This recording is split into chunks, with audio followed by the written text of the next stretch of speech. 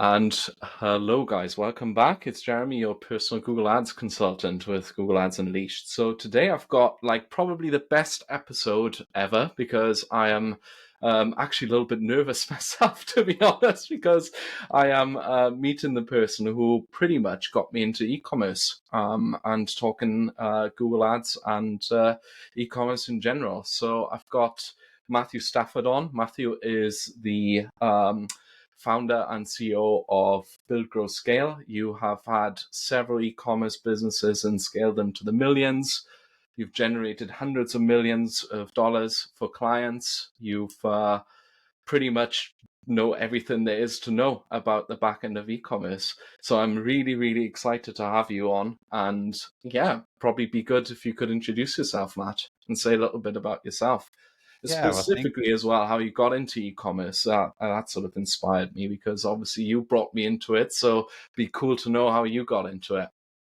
okay, yeah. Thanks for the intro. I actually was in the brick and mortar business for 23 years. I had a commercial concrete company.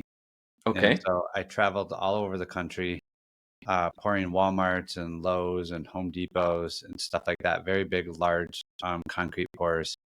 And I went to a Tony Robbins event in, man, it was somewhere in the middle of the United States. I want to say it was Kansas or something, just like a very random thing. And he was selling a set of DVDs called Money Masters.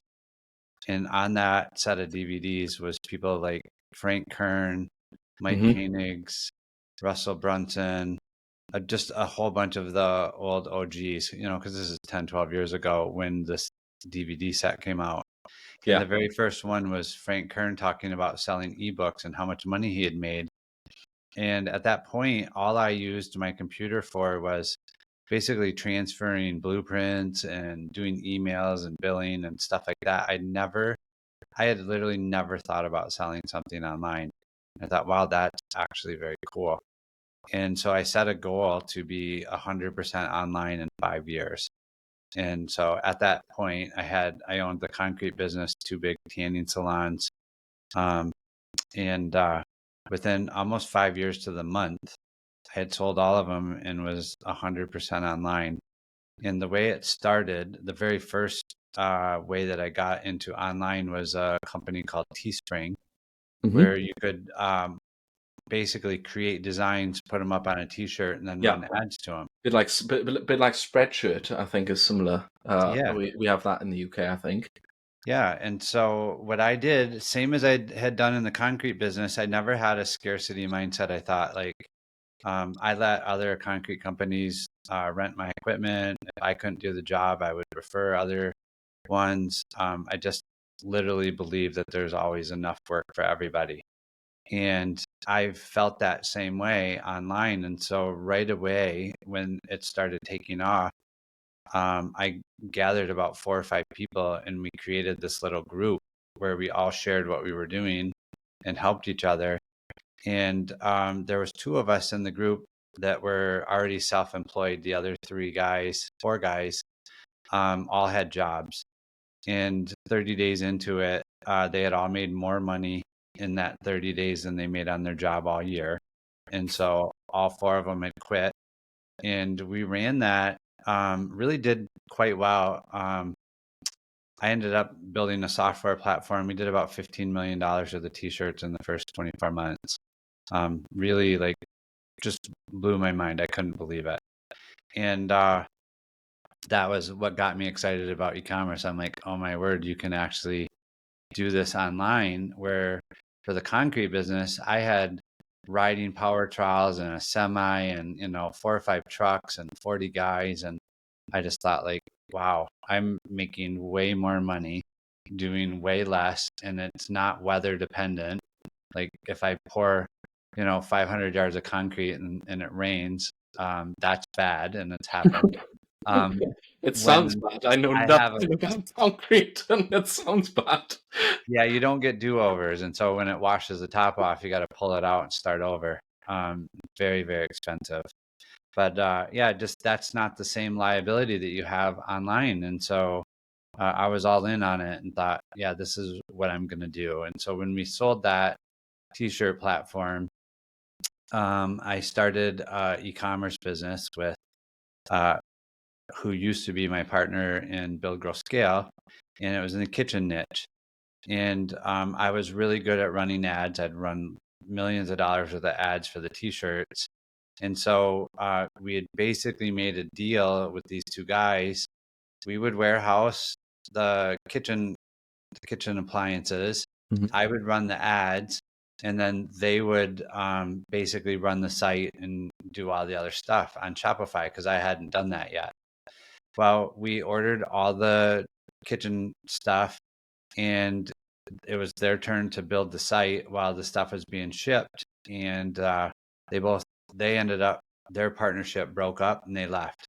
So we were left with a couple $100,000 worth of kitchen stuff and no store, and I was going to run some ads. So long story short, we opened a Shopify site. I figured it out, got them up on there. We started making a lot of sales right off the bat, and then it got hard. So we went from several hundred sales a day to some days we would do 50, and then another days we'd do 80, and then another day we'd do 200, and it was so inconsistent. We were struggling to be profitable. We went from like, oh man, this is awesome, order a whole bunch of stuff, we got it all on the water, and then all of a sudden it was just really, really rocky. And what I realized, this was my epiphany, was every time that I did stuff on the site based on the data and the analytics, my ads were less up and down and more consistent, and we made more sales. And so I was like, oh, we've always thought like the sales come through the ads.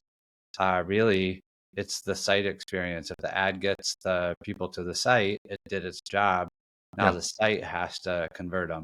And so I really, really worked hard on that for the first 12 months and figured out a lot. And then it was working really well for us. So I reached out to a couple of those people that were in that group that sold t-shirts with me. And so what I did is I said, hey, I think I've got some things figured out on these Shopify sites. Let me do the work on your site. I want to make sure I didn't just get struck by lightning and get lucky. Yeah, just like luck or something like that. Yeah. Or yeah. So let me play around on your site, and if it works, you can pay me. If it doesn't work, you don't have to give me anything. And they're like, okay, let's do it. And they were doing about 400 grand a month at the time, so they thought they were doing good. But within 6 months, we had them at 2.7 million. So, and it would have been faster, except for it was print on demand, and they were literally selling more than their printer could print. And so we would have to like turn it off, start it back up, turn it off. And so anyways, over that 6-month period, we had them at 2.7 million, and they went on to do a lot. When was this roughly? About 7 years ago. Okay, so about Yep. 2016-ish, 15. Yeah, 2017. Okay. Yeah, yep. Amazing. That's crazy. So from concrete to e-commerce, that's Yeah. who would have thought that? Well, Yeah. that's quite the journey. So how did you then sort of come to obviously you've founded it with your co-founder at the time, Build, Grow, Scale. How did that happen? And how did that idea come by? So I was helping people do that, and Tanner had basically done really well with funnels. And so he had a reputation already in the online space. I really didn't, other than just my friends and in the Facebook groups, because I was good at that. And so we created a product with the kitchen store that sold really, really well. And we realized there was a spot where it was missing in the space that everybody else is teaching ads. We were teaching, hey, optimize your site and your ads will work a lot better. Mm-hmm. And so that's really how it got started. He asked me if I would partner with him, because what I was doing with the other people, he started teaching it to he had a small group of coaching clients. And over the next 7, 8 years, that's what we built. So so Tanner was more sort of into the ad sort of side, and you were more sort of the data and obviously doing the CRO work to a certain extent. No, he really didn't do the ads. He's really good at taking complex ideas and teaching them. Yeah. And I Okay. was not good. Like I in the beginning, I could barely be on camera at all. It was pretty funny. When you look back at some of the videos. So I had figured out what we were doing. He was very good at teaching it, and I had no interest in doing that at the time. So it was kind of a yin and yang. I got the data and information, and he's got the teaching capabilities, and it worked really well. Yeah, I guess it's a skill you have to have, right? Like I just notice it with myself as well because I'm doing more and more coaching myself and teaching naturally Yeah, through the podcast as well, right? yeah. And if I now look back at my first attempts, oh my God, it was so cringe, really bad. But you grow with your responsibilities and with your jobs, I Yeah, suppose. and So then if the information works, it's valuable, and people don't care if you're great at delivery. They get it. If what you're sharing with them helps them, they'll listen. They'll give you the time to get better at it. 100%, yeah. So, yeah, I just naturally get that with DMs and so on, and probably you're the same.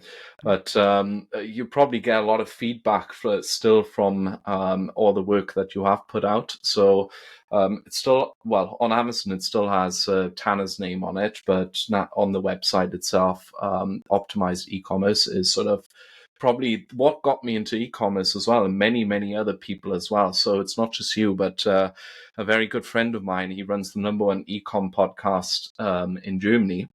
And that's how I found out about the book. He said, "You have to buy this book. It is Yeah, literally the bollocks." yeah, Well, yeah, on this yeah. podcast, we can swear. By the way, it's fine. It's but mostly British people and Australians listening, so they don't mind swearing. Yeah, And it's yeah, become literally the go-to book for so many people out there. And now that I've actually re-listened to the audio version in the past couple of weeks, it just there was so much information in there which just blew my mind over yet again. And I was thinking, Christ, so many things I really need to, maybe go through with my clients as well. But yeah. We so actually revisited it and rewrote a new version, and we used our ROs um, in the rewrite because the original version was just mine and his, what we were doing. As mhm. we grew the team, we had about 70 people on the team, and we were working for, some of the biggest clients on the planet.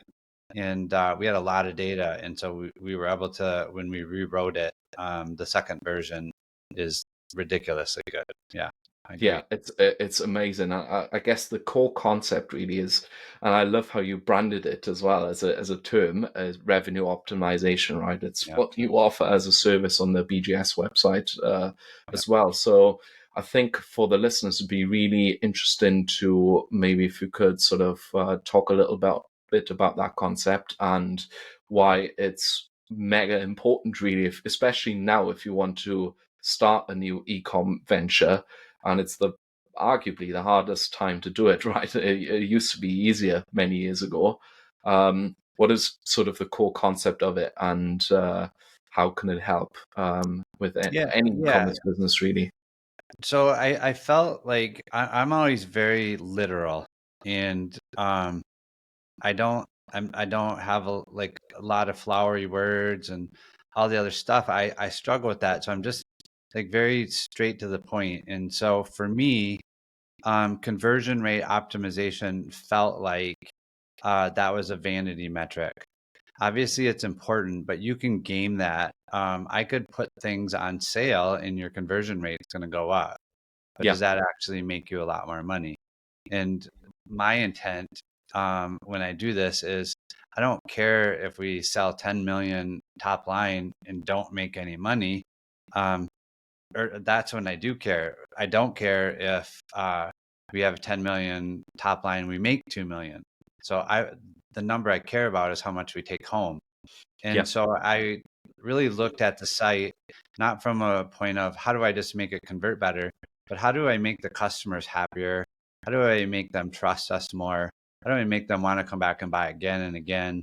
And what are the things that we can do that are scaring people away that we don't even realize? And um, one of the big realizations was our kitchen site was doing really, really good, and then it wasn't. And I think what had happened is I had added a whole bunch of apps and did a whole bunch of little tweaks and changes, Mm-hmm. and I didn't understand websites enough to be doing that without having a developer come in and kind of clean it up. Yeah. And so what happened was I was talking to a friend, and he went to load the site, and it took like 13 seconds for it to load. And I'm like, what do you mean? Like, it loads almost instantly for me. He goes, yeah, but you have cache. And so the site was loading good for me. I thought everything was fine.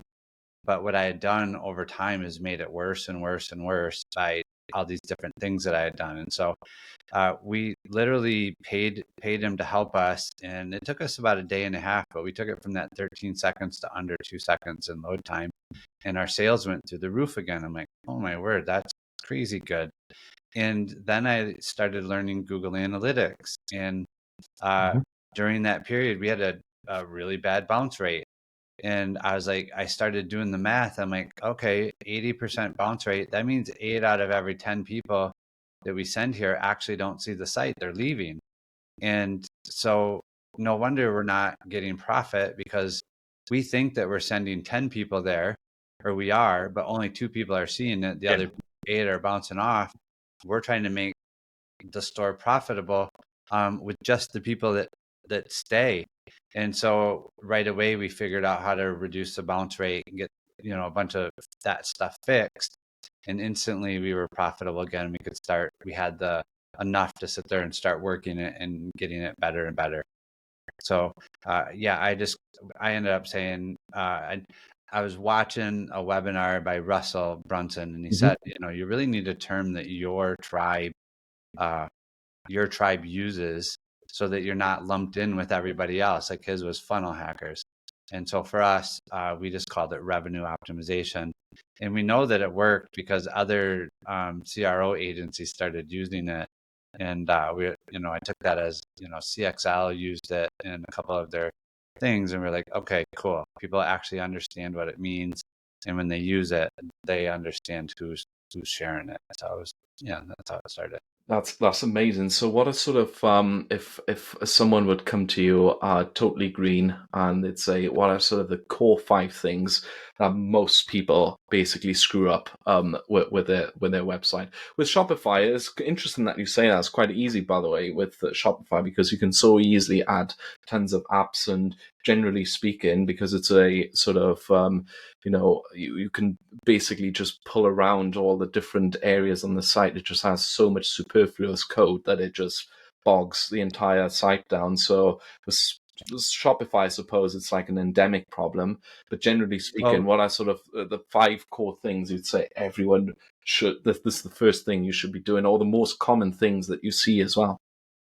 yeah. So back in the day, the apps used to inject code into the theme. And so you'd put them on and delete them out, put them on, delete them out. And you didn't know all that old code was still in Yeah. the theme. And so what would happen is it would try to do a server call, and that app's not even there anymore. So it would sit there and do it back and forth until it timed out, and then it would jump to the next one, time out. And so it would end up causing seconds in delays for the load.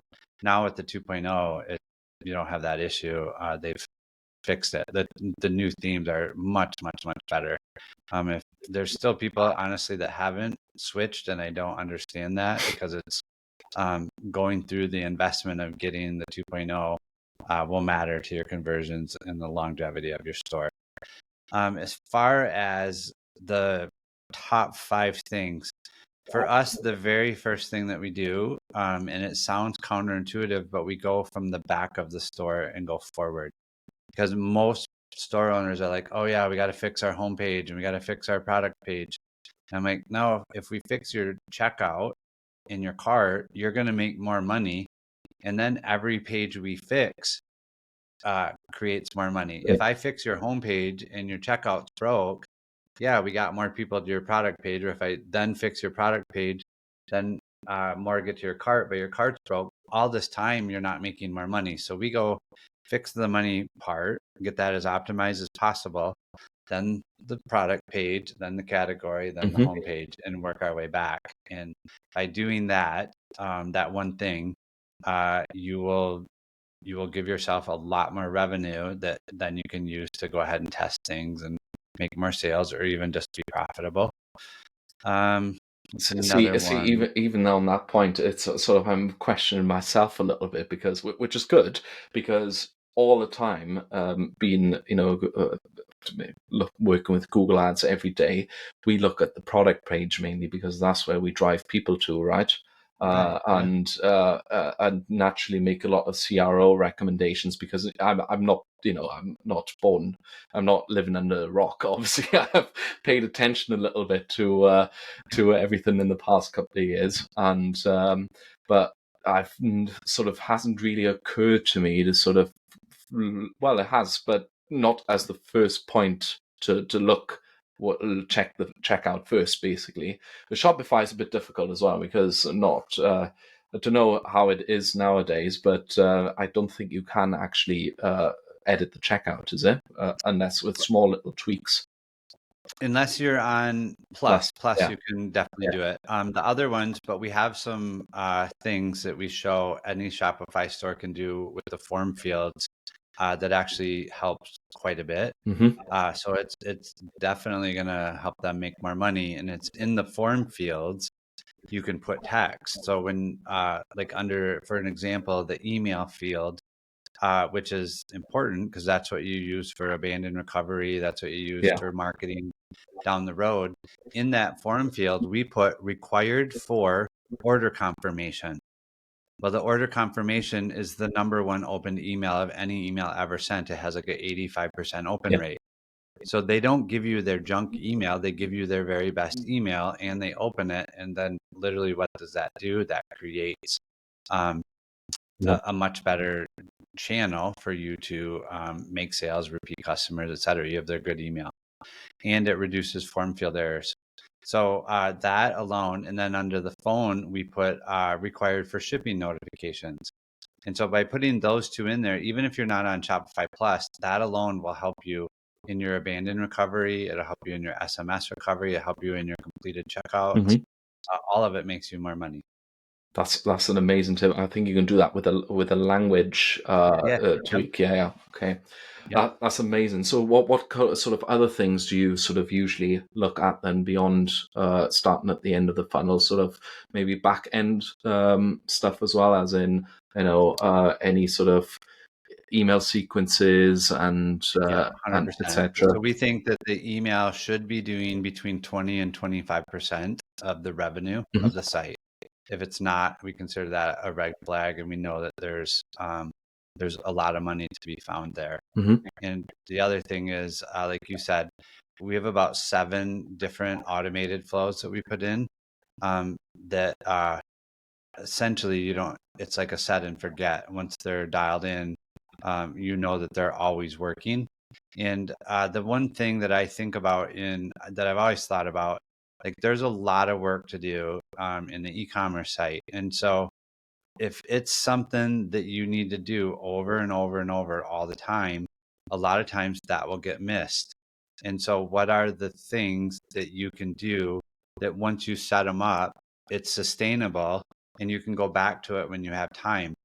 Those email flows is one of those things. You can get them set up. Good is good enough. It's going to generate you money. It's going to create customers. It's going to nurture them and do all of that while you're doing the other stuff. And then you can check back on it every 30 or I'd say every 90 days, and then optimize them or tweak them or see which ones are working best and do that. But it's not something that you have to be in every single week. The more things that you have to be in every single week, the less chances of it getting done or getting done well. And so we're always trying to figure out a way to create what's good enough so that you can kind of really get your past set and then go back and start optimizing. So for sure, email and SMS is a big deal. And honestly, if you're not doing them, I don't think that you would be profitable, or definitely not a market leader, to the point where, you're going to be setting any sales records. So you definitely have to understand that. You know what? It's amazing to me how often I actually audit accounts of businesses that do maybe even just a few dozen K a month, but up to like hundreds of thousands of pounds or dollars or euros or whatever. And they send maybe an email a month or two or something like that. It's totally nuts, honestly. But Yeah. it probably doesn't surprise you either. No, we had one of our amplified clients. They wouldn't send more than one email a month because they were afraid they were going to offend their customers. And they were already doing 4.5, 5 million a year, so they're a good sized company. That's crazy. And finally, when they realized there was a lot of money in there, they started doing it, and it's added about almost $2 million in revenue to their bottom line or top line for their business. But it's all revenue that you don't have to go acquire the customer Yeah, anymore. So that is the most profitable revenue on their entire site. it is. Yeah. So could you share a specific example of a success story where sort of, you guys went through basically absolutely everything, and this was the before state, this was the after state? You've already done it with your own businesses, of course, which you've mentioned before, but is there maybe one which is like really well known, which you could even say where, which would be cool to hear for people? Yeah, we always try not to share who are our Yeah, clients. I understand that after that, but I thought I'd ask. Yeah, for the simple reason that a lot of times people will go opt in, or then they'll just sit there and go, and it kind of messes up their numbers a little bit. And I don't, and just out of respect for That them, makes sense. I can say that, you know, we have a 8-week program just called the Revenue Accelerator Program. I'll just give you some Hmm. stats from there. So we've had stores that like their best month was about 50 grand, which is a decent store. And they did that. They went through that program where we basically go from cart to the front, and all we do is just best practices. We rewrite the copy for their hero product, help them optimize their images, basically set a template for the store all the way across it. And within that 8-week period, they had hit 96,000 in a month and have went on to scale that. We have another one, and that was in a clothing, like a shawl business. We have another one in men's skincare. They were not profitable. In fact, he was getting ready to sell his Porsche to fund the business, and he took a chance on us. Did the wrap program, and by the end of the 8 weeks, he was profitable and scaling. So, You saved his um, Porsche. yeah, literally, he still has it. And yeah, him and I are friends. So, yeah, it's actually a cool story. But the truth is, like, when you fix the customer journey on your site, ads work better, Yeah, and you can scale the ads. And it really, people like you are our best referral source, because you know that if the site works, you can spend more money of and course. make more sales, and they're happier. And so there's a really good symbiotic relationship there between whoever runs the ads and whoever, even if it's not us, whoever is optimizing the site, that they work hand in hand, and the ads are congruent with what people are going to land on. So once that happens, you'll see them perform better. Yeah, 100%. Well, we see it all the time, right? Like some client stores are just a lot better or a lot worse, right? So, and you can see who puts the effort in. Interesting, you said before that you've got loads of experience in running ads. I would imagine it was a lot of Facebook and Instagram at the time. It was, yeah. Yeah. Never did Google back then. So and Google as well. So naturally, this is a Google Ads channel, but we like to touch on a lot of sort of subjects, and specifically, I think as good SEA marketer, you should look beyond the click anyway. So, which is it's amazing to have you on with all this knowledge. So with Google Ads, sort of what is sort of your experience with that channel, and where do you usually and typically see it sort of fit into sort of the overall strategy of the e-commerce stores that you look after? And because more or less what I'm trying to get to is what I've run into a lot of times with many clients is natural limitations of the channel, right? Yeah, but done another episode on that, like who is Google Ads for, what its limitations, etc. And the truth of the matter is, especially if you're in a specific niche, then there's just not more people searching for your stuff at a certain point. So at a certain point, your focus should sort of go away from how can I get more traffic, how can I write this clever advertorial to convert the traffic a little bit more, or etc., to how can I actually make the stuff that I have work better. So how does like sort of Google fit into the sort of omni-channel mix for you, and what is its potential, especially combined with RO? Yeah. Yeah, so and this obviously is not typical, not even close, but I'm just going to give you, this was sent to me yesterday at 7:21 p.m. On one of our partner stores. Mm-hmm. The person that's running the Google ads said, hey, my branded search campaign on client store, the spend is $5,237. The revenue is $138,919. He goes, I don't even know how to calculate that ROAS, but then he did. It was 2,652%. So I think, like, obviously we don't see that big a disparage, that big of impact, but if you're not running Google ads, like 100%, it's one of the most profitable channels that there is out there, especially when you get it right. And when you get it right, I don't think there's anything that we could have ever done on Facebook that would even come remotely close to that. So I definitely believe that Google is the most important channel, when it comes to e-commerce. Yeah. So, Uh, what are sort of your sort of where do you guys sort of start implementing it? Is it like just sort of right at the beginning, or would you sort of do all the RO first and then sort of ramp it back up? What are sort of the steps yeah, in?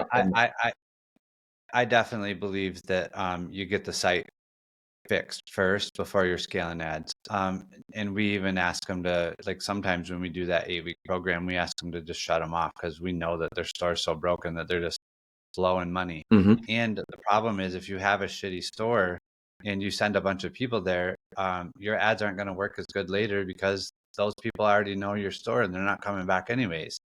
So get the experience on the store right, then the ads will consistently perform. Most people blame ads. I will tell you that I believe that more than 90% of the e-commerce problems is their site not having a good product or not having good customer service. It's not the ads. In fact, one of our taglines has always been traffic's not your problem. Because if the average e-commerce site converts at 2%, roughly 2%, that means for every 100 people that thought that you had what they wanted, landed on your site, 98 of them left. And everybody's mentality is like, oh, let's go buy more ads, let's get more clicks. My mentality was, wait a minute, we had 98 other people that were on the site that left without buying. If I get 2 more of those, I've doubled the business. And my ads are more profitable, so I'll be able to spend more than my competitors. So, like, it makes no sense to, if you got a low conversion rate, to think like, oh, if I spend more or if I dial in my ads more, that's going to make me more money. No, fix your conversion, and then the ads are just pouring gas on the fire. It's way better. You know what? You are just hearing it like this. I don't know what it is. I think sometimes you just need to have it said loudly by someone, because it's so often that we sort of run into an issue where we have a certain return on ad spend naturally that we have to hit in order to break even with a new sale, right? To buying a new customer. And Yeah. I get asked, how can we scale this? How can we get up? And very often I say, this at the moment this is the limit, right? There's not more. So I think this is a kick up the arse for me and for many listeners here as well to have a deep look at what they're doing right now in order to actually get their ads work, because that's why a lot of people listen to this to this podcast, right? Because their ads are not working. Of course, there's many media buying stuff you can do and etc. But Sure. I think this is something that a lot of people should be looking into. I think we are approaching sort of over half an hour already. So I think what would be nice sort of ending would be when I put out a little friend request on or connection request on LinkedIn. I saw something really interesting on your bio that you wrote that you've had obviously a lot of success, as one would traditionally define success, I would suppose. Scale, run many businesses, many employees, a successful agency.